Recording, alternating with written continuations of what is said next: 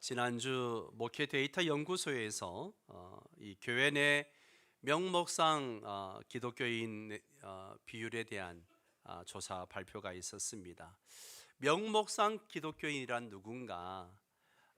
교회는 다니지만 거듭나지 않고 평소에 신앙생활 하지 않는, 한마디로 썬데이 크리스찬을 가리켜서 명목상 그리스도인이라 그렇게 이야기합니다. 여러분, 교회 안에 이런 기독교인들이 얼마나 될까요? 지난주 통계에 보니까 36%나 된다고 합니다. 즉 3명 중에 1명 이상은 이렇게 명목상 기독교인으로 살아가고 있다라고 하는 거죠. 그러면 왜 명목상 그리스도인들이 생길까? 가장 큰 이유는 교회가 복음을 제대로 가르치지 않았기 때문이고, 또 성도들은 교회를 하나의 그냥 교제의 장으로 여기면서 복음에는 관심이 없고 형식적으로 교회를 다니기 때문에 그렇습니다. 그러다 보니까 이렇게 영적 성장이라든지 아니면 훈련과 봉사, 이런 섬김, 이런 데, 또 뭐 나눔, 이런 데에는 별로 관심이 없는 것이죠. 드림과 나눔은 영적 성장의 척도라고 말씀을 드리고 있습니다. 드림과 나눔에 헌신하는 것은 하나님을 기쁘시게 하는 영적 성장 모습 중에 하나입니다. 오늘은 나눔에 대해서 잠깐 살펴보려고 합니다. 이 물질은 매우 중립적임에도 불구하고 양날의 검과 같죠. 이 물질을 잘 사용하면 굉장히 모두를 살릴 수 있는 건강한 물질이 될 수 있고, 이 물질을 그냥 움켜쥐고 있으면 자신도 이웃도 고통스럽게 하는 그런 결과를 낳는 것을 보게 됩니다. 이 물질에 대한 욕심과 물질이 우리 안에 죄의 열매를 맺지 않게 하는 최고의 비결이 뭐냐? 바로 나눔이라고 하는 거죠. 나눔은 우리로 하여금 하나님을 향한 갈망으로 더욱 충만하게 만들고 하나님만으로 만족한 삶으로 나아가도록 돕는 역할을 합니다. 그러면 나눔의 원리를 보겠습니다. 나눔의 원리 첫 번째 원리는요, 나눔은 하나님이 우리에게 보여주신 사랑이라고 하는 거죠.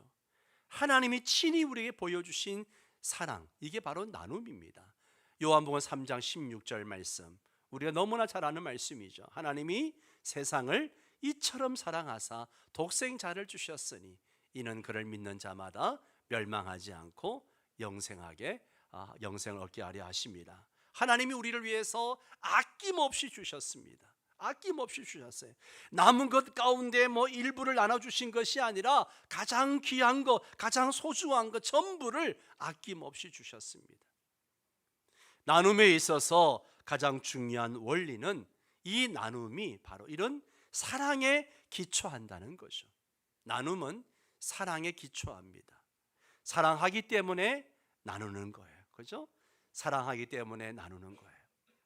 다 쓰고 남은 것들로 생색내는 형식적인 나눔이 아니라 마치 전부를 내어주듯이 그렇게 나누는 것입니다. 이 마음, 이 사랑의 마음이 중요합니다. 자기 아들을 아끼지 아니하시고 우리 모든 사람을 위하여 내어주신 이가 어찌 그 아들과 함께 모든 것을 우리에게 주시지 않겠느냐라고 말씀하십니다.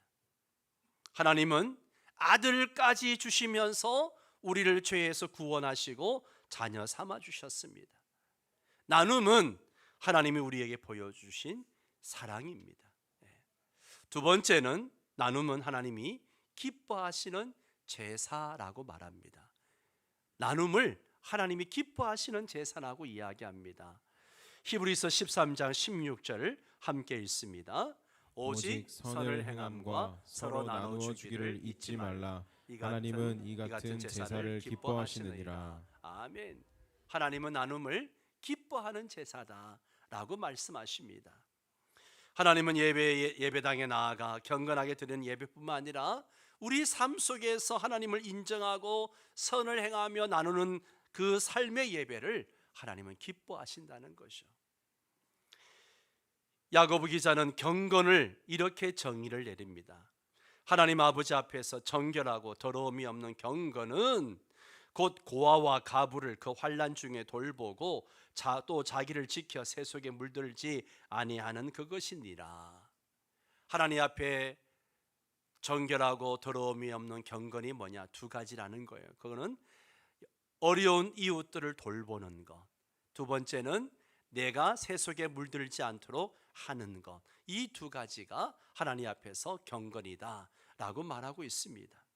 우리가 기도만 열심히 한다고, 예배만 열심히 드린다고 경건한 것이 아닙니다. 삶 속에서 선행과 나눔이 있는 삶을 살아야 한다는 것이요, 이것이 바로 하나님께 영광을 돌리는 제사요 예배라고 성경은 말씀하고 있습니다. 세 번째로 나눔은 가난한 자를 향한 하나님의 마음이라는 것이요, 하나님의 마음은 언제나 연약하고 가난하고 궁핍한 자들에게 향하고 있다라고 하는 것이요. 잠언 3장 27절 28절 함께 읽습니다. 네 손이 선을 베풀 힘이 있거든 마땅히 받을 자에게 베풀기를 아끼지 말며 내게 있거든 이웃에게 이르기를 갔다가 다시 오라 내일 주겠노라 하지 말라. 아멘. 여기에 마땅히 받을 자라고 하는 것은요, 내가 열심히 일을 했을 때 그 마땅히 받을 품삯을 얘기하는 거예요. 네. 내가 열심히 일을 했는데 품삯을 안 주면 안 되잖아요. 네. 이것은 해도 되고 안 되는 것이 아니라 반드시 해야 할 일입니다. 그게 무엇입니까? 바로 타인에게 선을 베푸는 거죠. 그래서 타인에게 선을 베풀지 않거나 갚아야 할 것을 갚지 않거나 이것은 의롭지 못한 행동이라고 성경은 말씀하고 있습니다. 그래서 28절은 이 일을 지체하거나 내일로 미루지 말라라고 성경은 말씀하고 있습니다. 예. 지불해야 할 품삯을 뒤로 미루는 것은 이기적이고 다른 사람을 해치는 나쁜 행동이라는 것이죠. 관대한 마음으로 줄 것을 주라고 성경은 명령합니다. 가난한 자들에게는 더욱 관대함을 베푸는 기회를 가지라고 이야기하십니다. 예수님도 옷 두 벌 있는 자는 없는 자에게 나눠줄 것이요 먹을 것이 있는 자도 그렇게 할 것이니라, 그렇게 말씀하셨습니다. 네 번째로 나눔은 믿음과 사랑의 증거입니다.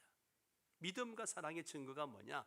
바로 나눔이라고 하는 거죠. 나에게 믿음이 있음을, 나에게 사랑이 있음을 뭘로 보여주겠습니까? 뭘로 보여주겠어요? 그게 바로 나눔이라고 하는 거죠. 야고보 2장 14절 말씀을 보세요. 같이 읽습니다. 내 형제들아 만일 사람이 믿음이 있노라 하고 행함이 없으면 무슨 유익이 있으리요? 그 믿음이 능히 자기를 구원하겠느냐? 만일 형제나 자매가 헐벗고 이로할 양식이 없는데 너희 중에 누구든지 그에게 이르되 편안히 가라 덥게 하라 배부르게 하라 하며 그 몸에 쓸 것을 주지 아니하면 무슨 유익이 있으리요? 예. 요한일서 3장 17절도 함께 같이 읽습니다. 누가 이 세상의 재물을 가지고 형제의 궁핍함을 보고도 도와줄 마음을 닫으면 하나님의 사랑이 어찌 그 속에 거하겠느냐? 믿음과 사랑이라고 하는 것은요, 어떤 추상적인 것이거나 우리 머릿속에만 간직하고 있는 어떤 관념이나 지식이 아니라는 거예요. 믿음과 사랑은 우리의 삶을 통해서 드러나야 되고 증명되어져야 하는 부분입니다. 나눔을 통해서 개인에게 있는 믿음과 사랑이 증명되어져야 됩니다. 나눔은 믿음과 사랑의 구체적인 증거입니다. 다섯 번째로 나눔은 다른 사람들의 필요를 채우는 섬김의 실천이라고 하는 거죠.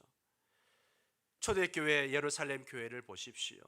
사도행전 4장에 보면 그 중에 가난한 사람이 없으니 이는 밭과 집 있는 자들이 팔아 그 판 것의 값을 가져다가 사도들 발 앞에 두매 그들이 각 사람 필요를 따라 나눠줍니다.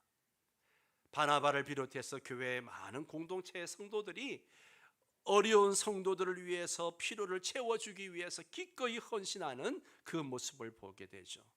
진정으로 변화된 사람은 드림과 나눔을 아까워하지 않는다는 거죠. 자신의 드림이 나눔을 풍성하게 하며 다른 사람의 필요가 채워지기 때문에 기뻐합니다. 초대교회는 자신의 소유를 필요에 따라서 나누었습니다. 안디옥 교회 같은 경우는 예루살렘 교회가 흉년이 들어서 힘들다는 얘기를 듣고 기꺼이 헌금함으로 그들을 도왔던 것을 보게 됩니다. 선교사로서 차이나 인랜드 미션을 설립했던 허드슨 테일러는 자기가 가진 물건 중에 1년 동안 사용하지 않은 것들을 주변 사람들에게 나누어 주었다고 이야기합니다. 그 이유가 뭔가 하면 자기 소유에 대한 책임을 져야 하고, 또 1년 동안 내가 한 번도 사용하지 않았다면 꼭 필요한 것이 아니고 다른 사람에게 필요한 것일 수 있기 때문에 기꺼이 그것을 나누었다라고 이야기합니다. 저도 설교를 준비하면서 허드슨 테일러의 이 말을 한번 적용해 보았습니다. 저야말로 1년 동안 사용하지 않은 물건들이 얼마나 많이 있던지요. 옷장을 열어보니까 1년 동안 입지 않은 옷들이 있고요. 서랍을 열어봐도 1년 동안 사용하지 않은 물건들이, 선물 받은 것들이 그대로 있는 것도 있고요. 이런 것들이 참 많더라고요. 그래서 이것들을 모아가지고 아름다운 가게와 또 어려운 이웃들과 나누려고 뒤져보십시오. 그리고 1년 이상 사용하지 않은 것들이 있다면 이웃과 나누시기를 바랍니다. 만약 이웃과 나누는 방법을 모르겠으면 교회로 가지고 오십시오. 교회가 함께 나누겠습니다. 나눔으로서 가장 큰 유익과 복을 누리는 사람은 바로 나 자신입니다. 인생을 살다 보면 우린 누군가의 도움을 받거나 받을 수밖에 없는 상황에 처하기도 합니다. 내가 통제할 수 없는 상황 속에서 이러한 일들이 일어나기도 합니다. 그렇지만 습관적으로 받기만 하고 주는 것에 인색한 사람은 더 가난해집니다. 그 상황에서 크게 벗어나지 못합니다. 받는 것에 익숙한 사람은 자기 중심적인 삶을 지향하지만, 주는 것이 익숙한 사람은 복의 통로로 주님께 더 쓰임받게 됩니다. 저장 창고 인생이 되어서는 안 됩니다. 우리는 끊임없이 흘려보내고 나눌 수 있어야 됩니다.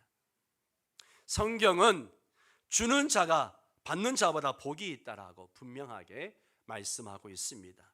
주는 사람은 하늘의 보화를 쌓는 것이고, 주께서 복을 더해 주시는 은혜를 경험하게 되는 줄 믿습니다. 지금 있는 그 자리에서 나눔을 시작할 수 있게 되기를 바랍니다. 두 번째로 나눔의 유익에 대해서 한번 생각해 보겠습니다. 어떤 사람들은 하나님이 나에게 복을 주시면, 이만큼 채워주시면 내가 나누고 베풀며 살겠습니다, 그렇게 이야기합니다. 참 어리석은 생각이죠. 우리가 가지고 있는 것이 비록 작을지라도 그건 역시 하나님이 허락하신 은혜라는 것을 기억하면서 그 안에서, 내게 주어진 것 안에서 베풀며 살아갈 수 있어야 합니다. 현재 하나님이 누리도록 하신 우리의 삶 속에서 나누고 베풀 때 하나님은 그러한 나눔을 통해서 우리에게 은혜를 더해 주십니다. 예수님은 내 보물 있는 그곳에 네 마음도 있다라고 말씀하셨습니다. 나눔은요, 단순히 돈에 대한 관한 것이 아니라 우리의 성품과 관련된 것입니다. 나눔을 통해서 우리는 우리의 초점을 나 자신에게서 다른 사람으로 향하게 되는 것입니다. 우리의 물질을 나누는 대상에게 우리의 마음이 가고 초점이 가게 되는 것이죠. 나눔의 본질과 대상이 타인이기 때문에 그렇습니다. 그래서 나눌수록 우리 안에 이타심이 점점 더 커지는 거죠. 하나님은 독생자 예수 그리스도를 우리에게 주시면서 당신의 희생적인 사랑으로 나눔을 실행하셨습니다. 이러한 나눔의 유익의 첫 번째가 무엇인가? 나눔은 물질에 대한 집착에서 벗어나게 합니다. 여러분, 삭개오를 보십시오. 삭개오의 고백입니다. 누가복음 19장 8절 함께 읽습니다. 삭개오가 서서 주께 여짜오되 주여 보시옵소서, 내 소유의 절반을 가난한 자들에게 주겠사오며 만일 누구의 것을 속여 빼앗은 일이 있으면 내 갑절이나 갚겠나이다. 아멘. 여러분, 삭개오의 입에서 이런 고백이 나오리라고 누가 생각했겠습니까? 예? 물질에 집착하고 있던 사람, 물질이 목표였던 사람, 세무공무원이었습니다. 로마 정부가 유대인들에게 요구한 세금을 거두어서 로마 정부에 바치는 사람이었어요. 그런데 정직하게 세금을 거두는 게 아니라 정부가 요구하는 것보다 더 많은 세금을 거두어서 자기가 착복을 합니다. 예. 물질에 집착하는 거죠. 물질이 전부인 것처럼 생각했습니다. 그러나 예수님을 만나고 그의 물질에 대한 가치관이 바뀌었어요.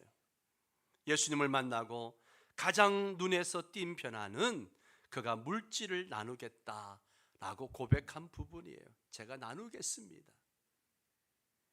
물질에 집착하면요, 믿음은 자라지 못합니다. 믿음이 자라지 못해요. 믿음을 이용하여 물질의 부한자가 되고자 하는 것 역시 물질에 집착하는 것이죠. 하지만 내가 갖고 있는 것을 나누는 것은 우리의 초점을 주님께 돌리는 겁니다. 우리의 초점을 주님께 돌리는 거예요. 물질에 대한 집착에서 벗어나는 지름길입니다. 내 삶의 가장 소중한 주님을 만났기 때문에 삶의 최고의 우선순위가 되시는 주님과 함께 하기에 물질을 기꺼이 내려놓고 포기할 수 있는 것이요, 나눌 수 있는 것이요. 네가 이 세대에서 부한 자들을 명하여 마음을 높이지 말고 정함이 없는 재물에 소망을 두지 말고 오직 우리에게 모든 것을 후히 주사 누리게 하시는, 누구한테 두라고요?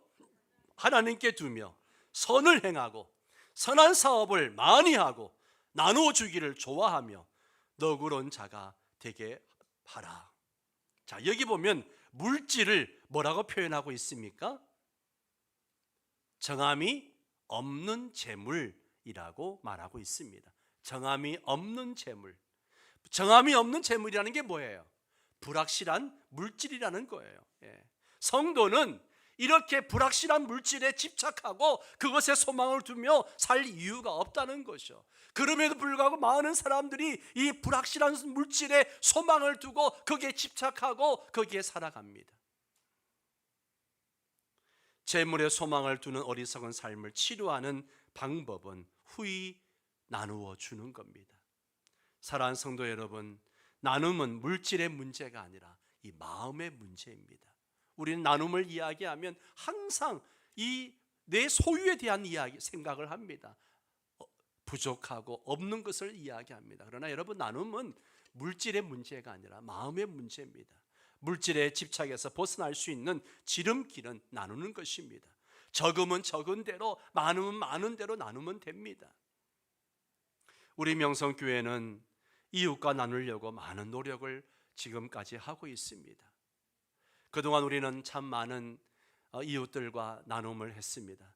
사랑의 쌀을 나누기도 하고, 독거 어르신들을 돕기도 하고, 또 지역에 어려운 이웃들이 있으면 달려가서 도배도 해드리고 보일러도 놔드리고 여러 가지 어려운 이웃들을 섬기며 지금까지 달려왔습니다. 이러한 나눔의 사역에 여러분들이 적극 참여해 주셔서 진정으로 감사를 드립니다. 이런 나누는 은혜가 클수록 하나님께서 더 많은 복을 주시는 줄 믿습니다. 여러분들도 여러분의 삶 속에서 나누는 삶을 사시기를 바랍니다. 그러면 물질의 집착, 그로 말미암은 불평과 불만들이 사라지게 될 것입니다. 두 번째로, 나눔은 그리스도의 삶을 본받게 합니다. 예수님의 삶은 한마디로 나누는 삶이었습니다. 사랑을 나누시고 복음을 나누시고 나중에 심지어 당신의 생명까지도 나누어 주셨습니다. 우리를 위하여 하늘의 보좌를 포기하시고 이 땅에 오셔서 인간의 몸을 입으시고 종으로 섬기시다가 십자가에 돌아가심으로 진정한 나눔을 친히 우리에게 가르쳐 주셨습니다. 그분의 낮아짐과 희생으로 지금 우리가 그 구원의 은혜를 누리고 살아가고 있습니다. 우리의 나눔은 그리스도의 나눔에 근거하고 있다는 사실이죠. 세 번째, 나눔은 섬김의 가치를 가르쳐 주고 있습니다. 베드로전서 4장 8절에서 10절 말씀 봅니다. 무엇보다도 뜨겁게 서로 사랑할지니 사랑은 허다한 죄를 덮느니라. 서로 대접하기를 원망 없이 하고 각각 은사를 받은 대로 하나님의 여러 가지 은혜를 맡은 선한 청지기 같이 서로 봉사하라. 여기에 청지기란 말이 나옵니다. 그리스도인은 하나님의 청지기로서 하나님이 나에게 주신 물질, 시간, 재능, 은사, 이 모든 것들을 이웃과 함께 나눌 수 있어야 됩니다. 나 혼자 사용하고 나 혼자 누리라고 나에게 주신 것이 아니라는 거예요. 아멘입니까? 이것을 나눌 수 있어야 됩니다. 나누어야 됩니다. 물질을 나누고 사랑을 나누고 은사를 통해서 봉사를 통해서 섬김을 통해서 이것을 나누어야 됩니다. 참된 섬김은 나눔을 통해서 다른 사람의 필요를 채우는 것입니다. 우리는 우리의 자원들을 나눔으로 다른 사람의 영적인 필요, 육적인 필요, 재정적 필요, 정서적인 필요, 또 사회적 필요를 채워줄 수 있어야 합니다.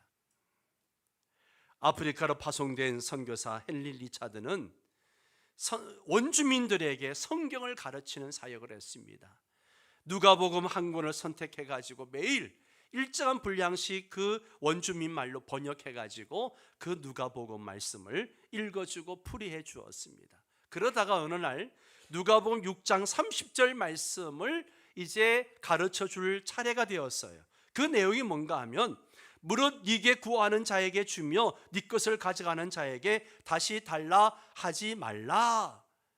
이 말씀을 가르칠 때가 된 거예요. 그런데 선교사 생각에 야, 내가 이 말씀을 가르쳤다가 원주민들이 다 달라고 하면 어떻게 하지?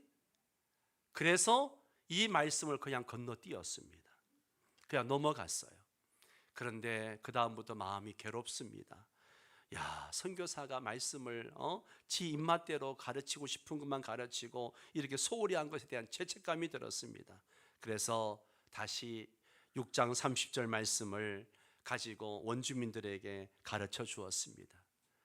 아니다 다를까 평소에 선교사에 대한 반감을 갖고 있던 원주민들이 선교사를 괴롭힐 생각으로 선교사 집으로 찾아와 가지고 아까 그 말씀대로 이것 달라 저것 달라 막 달라고 요구합니다. 선교사님은 흔쾌히 생활용품도 주고 옷도 주고 다 나누어 주었습니다. 그런데 선교사 물건을 가져간 원주민들은 그날 저녁에 다시 돌아와 가지고 물건을 돌려주면서 이렇게 말합니다. 이제야말로 당신이 하나님의 사람인 줄 알았습니다. 당신의 말씀대로 예수 믿겠습니다. 그렇게 이야기했다고 합니다.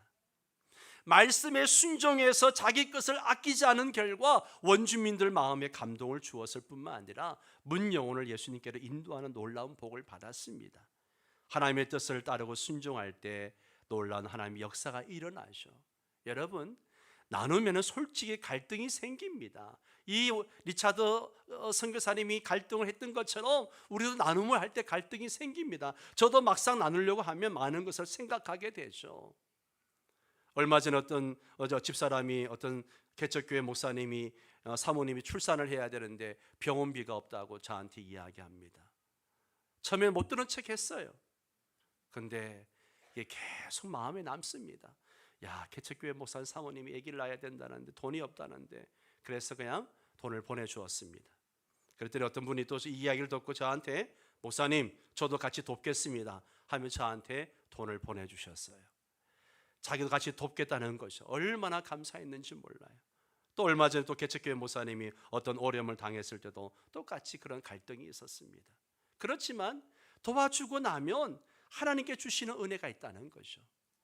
제가 이 이야기를 하는 이유가 뭐냐? 나누면 솔직히 갈등이 있습니다. 그죠? 우리가 음식도 나눠 먹을 때 맛있는 거 먹을 때 야, 혼자 먹고 싶은데 달라고 하면 갈등이 생기잖아요. 예, 갈등이 있습니다. 예. 이것저것 계산해 봅니다. 쉽지 않습니다. 그러나 하나님의 말씀에 순종하고 나누면 갈등했던 때보다 더 큰 기쁨과 감사, 평안이 넘치는 것을 경험합니다. 나눔은 하나님의 마음이며 다른 사람의 필요를 채우고 격려하는 믿음과 사랑의 실제적인 실천입니다.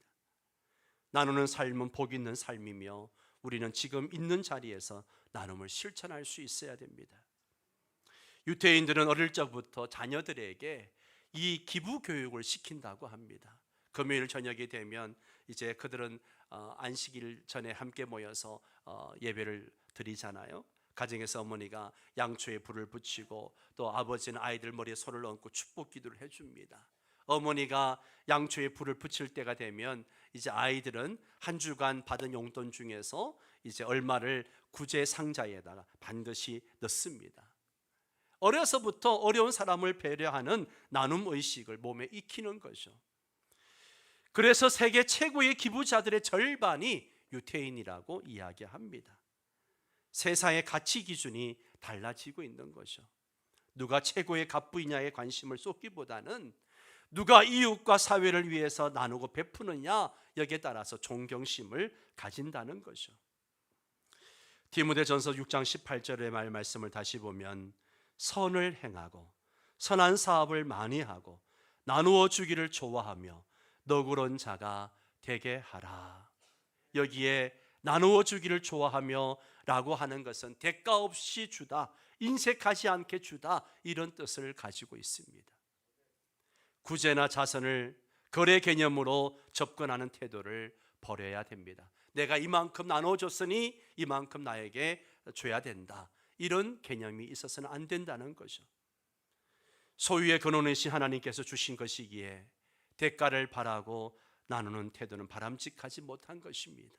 그러므로 단순한 물질적 나눔만이 아니라 진실한 마음까지 나누는 태도가 이런 있어야 된다는 것입니다. 여러분, 영적 성장의 척도는 바로 드림과 나눔입니다. 나눔의 은혜가 여러분의 삶 속에, 또 우리 명성교회에 풍성하기를 주의 이름으로 축원합니다. 다 함께 일어나셔서 함께 찬양하고 기도하도록 하겠습니다.